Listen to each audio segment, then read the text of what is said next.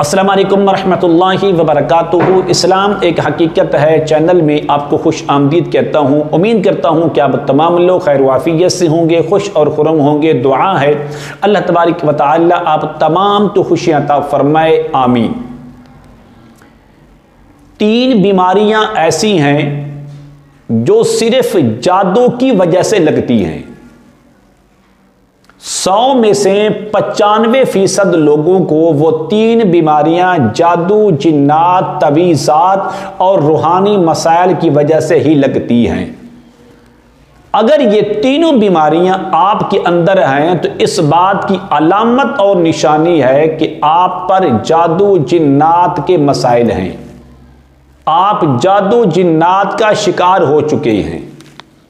और ये निशानियां किसी बंदे के अंदर भी हो सकती हैं। अक्सर ये अलामतें, निशानियां वाज़ेह होती हैं।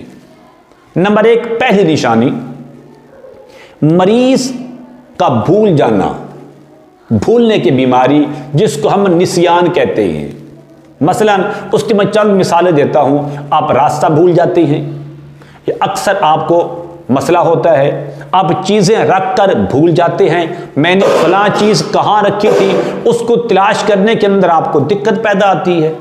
इसी तरह दुकान और मकान को बंद करना आप भूल गए, वादा करके वादा भूल जाना, या इसको निसियान भी कहा जाता है। अगर ऐसी अलामत आपके अंदर है भूलने की, तो ये भी पक्की सच्ची अलामत है कि आप पर रूहानी मसाइल हैं, आप पर जादू, जिन्नात का शिकार हो चुके हैं। नंबर 2, दूसरी चीज है मैदा। ये जो मैदा है ये इंसान का अहम तरीन हिस्सा है जिस्म का। इसके अंदर एक अलामत अक्सर जो हमें बताई जाती है मरीजों की तरफ से कि मैदे के अंदर इस तरह तकलीफ होती है कि जिस तरह कोई सुइयां चबो रहा हो, जबकि किस तरह आप दीवार के अंदर कील ठोक दें तो उसकी तकलीफ कितनी होती है। मैदे के अंदर भी बारीक सुइयां जो काले जादू की वजह से पुतले बनाकर उसके अंदर ठोकी जाती हैं, उसके असरात मरीज के मैदे के अंदर चीजें जहर हो रही होती हैं। जब वो मेडिकल तौर पर उसके टेस्ट करवाता है तो डॉक्टर कहता है कि आप बिल्कुल फिट हैं, आपका मैदा बिल्कुल ठीक है, लेकिन उसको तकलीफ हो रही होती है। एक निशानी ये है।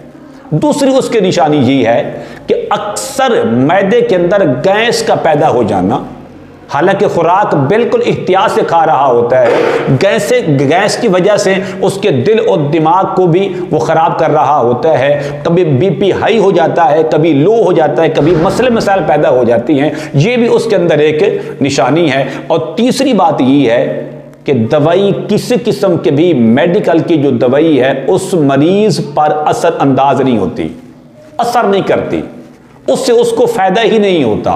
तकलीफ और बढ़ जाती है, जिसको कहते हैं कि मरीज का मर्ज इस्तेमाल या जो दवाई इस्तेमाल करता है उसकी वजह से उसकी मर्ज और बढ़ जाती है। तो ये अलामत है दूसरी। अगर आपके अंदर भी ये निशानी है तो इस बात की अलामत है कि आप भी जादू, जिन्नात का शिकार हो चुके हैं।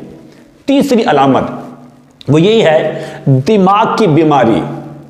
जो दिमागी बीमारी है उसके अंदर चंद अलामतों का होना जरूरी है। मैं आपको अर्ज कर देता हूं। पहली अलामत ये है कि आप गलत सोचते हैं। हर वक्त लोगों के बारे में आपके ज़हन के अंदर, ख्याल के अंदर, इरादों के अंदर, सोच के अंदर गलत चीजें आती हैं। और गलत ख्यालात का आना, अल्लाह तबारक व तआला और उसके रसूल अलैहिस्सलातु व तस्लीम के बारे में बुरे बुरे ख्यालात का आना, कुरान के बारे में, शरीयत के बारे में उल्टी पुल्टी बातें आना, अगर जब आपके ज़हन के अंदर ये चीज़ें आना शुरू हो जाएं तो आप समझ लीजिए क्यों कि आपके जिस्म के अंदर जादू के असरात हैं, शैतानी असर आ चुका है। तो शैतान कभी नहीं चाहता कि इंसान अल्लाह के बारे में अच्छा सोचे। शैतान कभी नहीं चाहता कि बंदा अल्लाह के रसूल के बारे में, कुरान के बारे में, शरीयत के बारे में अच्छा सोचे।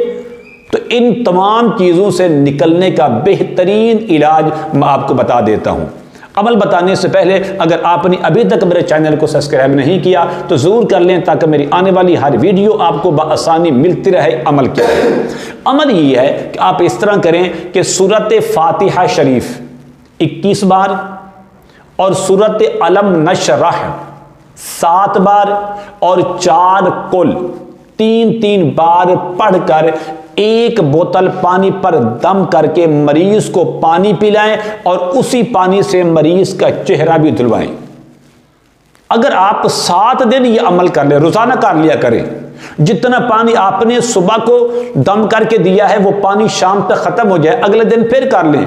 7 दिन आप ये करेंगे तो इंशाअल्लाह मैदे का मसला है, भूलने का मर्ज है, या इंसान के दिमाग के अंदर गलत सोचें, बुरे ख्यालात आ रहे हैं, अल्हम्दुलिल्लाह इस अमल की बरकत से वो सारे के सारे आहिस्ता आहिस्ता रफा दफा हो जाएंगे, तो मरीज आपका बिल्कुल तंदुरुस्त और सेहतमंद हो जाएगा।